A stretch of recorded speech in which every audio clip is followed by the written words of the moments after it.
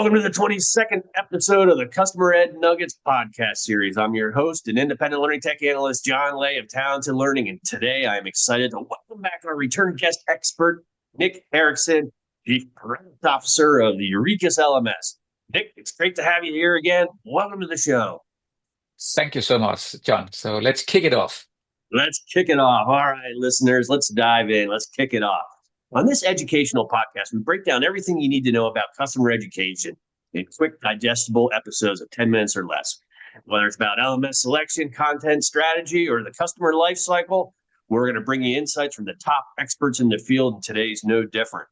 Nick's been on the show as a guest expert now 3 times before, as we've been focusing in on the customer life cycle. First, Nick and I talked about mistakes to avoid in the pre-sales area of the cycle. And then we came back and we talked about all the things that you should do to really help maximize the efficiency of your onboarding. And then we came back a third time to talk about the concept of supporting your clients and customers over time and the things that you should do to be able to do that well. Today, we're going to finish the cycle when we talk about developing a formal customer advocacy program. This is really close to the hearts of customer education professionals because advocacy programs do way more than just build loyalty or drive revenue. They help unlock strategic advantages that really benefit your organization. Nick and I in this short video, are going to break down our 5 favorite reasons on why advocacy matters and what are the benefits of it. And then when we come back next time, we'll talk about things to avoid or mistakes to avoid in building your program. So let's get going. Nick, since you're the guest expert, how about you take number 1? Well, I would say that there are many reasons, right? But if we're looking at the last bit, which is the advocacy part, then obviously getting other of your clients, customers, partners to recommend you is probably one of the best ways for you to cut some corners in the acquisition process. So you don't have to sell so hard because they actually come recommended, and they often, come with a great deal of insight already about what it is that they're looking for. So the whole process is 2 or 3 times faster when you've got a recommendation coming from someone else.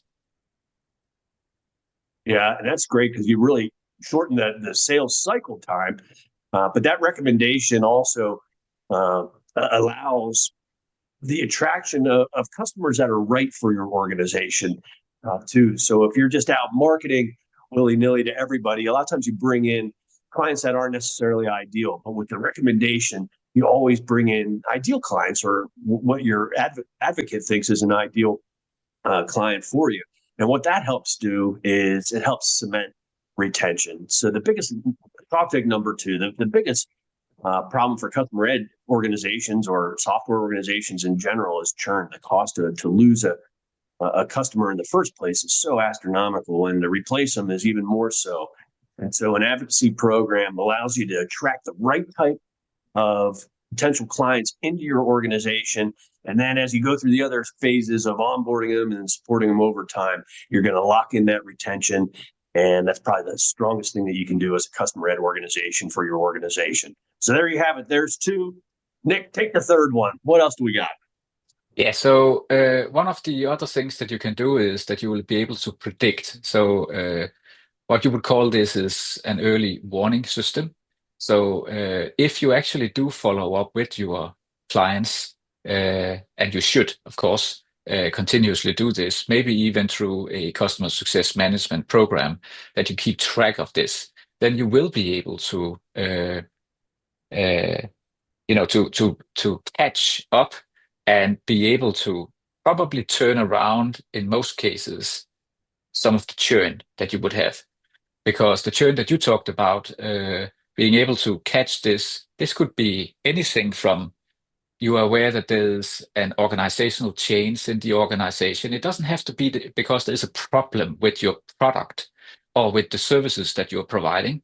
It could simply be one of those other signals that you are able to catch, which could be, for example, an organizational change.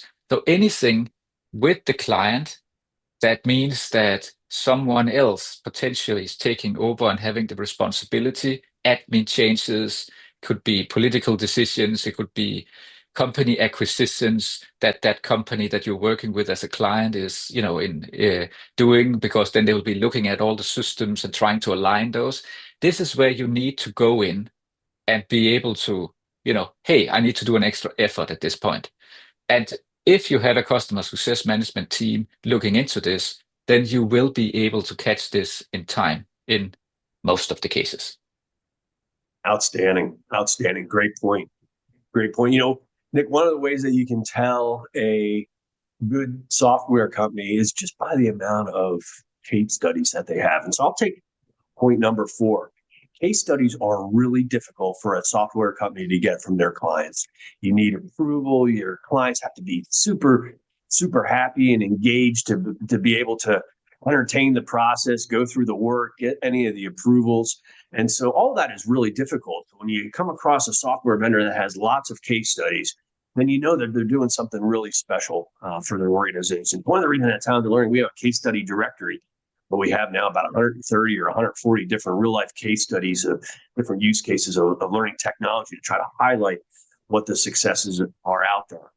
One of the ways to make that whole process easier is through a formal advocacy program, where your program helps you, one, identify who those advocates are. So it sets the criteria for what you're actually looking for to identify the advocate and the different types of advocates, and then what you're actually going to do with them over time to help promote them publicly and get them more vocal and get them over that hump of providing a case study.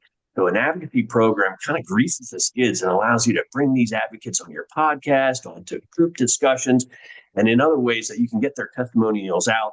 That does what we were just talking about, shorten that sales cycle and attract the type of buyers that you want in your organization. So there you have it. There's number 4. Wrap us up, Nick. What's the last one? Yeah, so let's pick one that's about R&D. So one of the things that you have is that when you have very engaged, customers at the other end, giving them the benefit of being part of your R&D programs is one of the ways that you can reward them on this. And this way, they will be able to promote this even further into the organizations that they are working with, and they will also tell the society around you, whatever that would look like, that you are the right partner to work with because you're actually listening. But while doing this, you also get some pretty cool insight into business processes and other things that you want to be able to support. And they are rarely unique. I mean, there are some that are unique, but in most cases, you will be able to apply this learning across an entire industry. And when you're doing this kind of thing, then basically those people that you have as your advocates, they will promote your entire business at the same time. And wow, there you have it, folks. I love this series of content because in 10 short minutes or less, you get to learn a whole lot. And today was no different. We learned about the top 5 reasons for an advocacy program in your customer education program. We learned that 1, it helps with new client acquisition and shorten the time for that. 2, it builds retention and really attracts the best possible customers that you have. 3rd, it's an early warning system that you can really use to keep your ear to the ground and understand what's going on in your client base from those that are the most engaged and the most engaged inside your client base.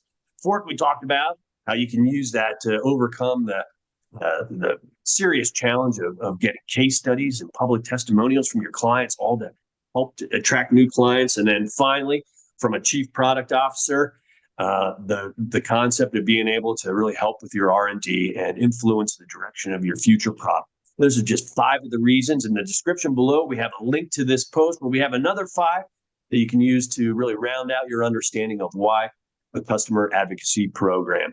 Nick, thanks very much for joining me today, and I look forward to having you on the next. Thank you for having me, John. Outstanding. Listeners, thanks for tuning in to another episode of the Customer Ed Nuggets podcast series. Have a great day, and we'll see you soon.